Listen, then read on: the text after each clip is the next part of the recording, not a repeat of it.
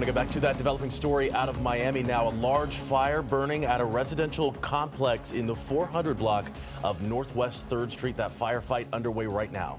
7's Jordan Segundo is standing by live. Or Jordan, they'll be informing us there. We see you there with fire officials.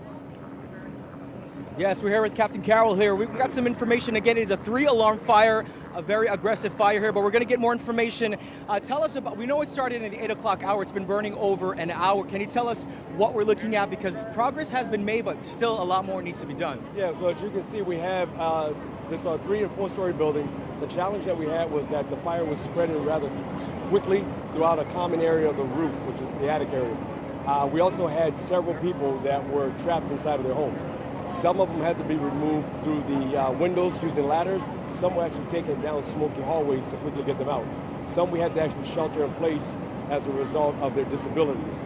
As you can see, this fire is moving rather quickly, and our goal now is trying to prevent it from spreading to the adjacent buildings. Can you tell us how many residents have been impacted or how many were evacuated from that actual building? Well, from what we can see, we have somewhat of a setup right across the street. We're looking at over 50 people that were obviously reunified over here across the street, and then of course additional people that were transported. But we're working with the business, with the manager still to account for everybody. So they're working on that to make sure that everybody is out. I know there is confirmation that when the fire started, there was a person found with a gunshot wound. Can you kind of expand on that a little bit more? Yeah, when we arrived, what we thought was just a fire, and then finding a person injured, only to determine that they suffered a gunshot wound, and they were transported to the hospital. So this scene will be worked closely with Miami police as well as our fire investigators. I mean, we see a lot of firefighters out here battling this blaze. Can you tell us the conditions you folks are dealing with?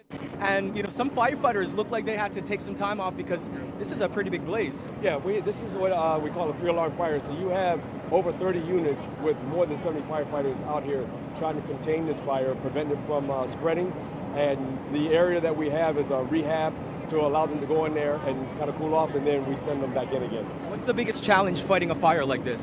I think one of the challenges that we're facing here is the location. You can see this one street here, and you have to maneuver in between buildings. So even though we're able to get our personnel in, sometimes it's a little difficult to get some additional equipment that will help with trying to extinguish this completely. And now we're still seeing the fire being fought right now. What more is it going to take to finally get it under control? Well, right now we're in what we call a defensive attack. A lot of the 3rd floor building has been consumed by fire, and possibly even the floor structure has been compromised.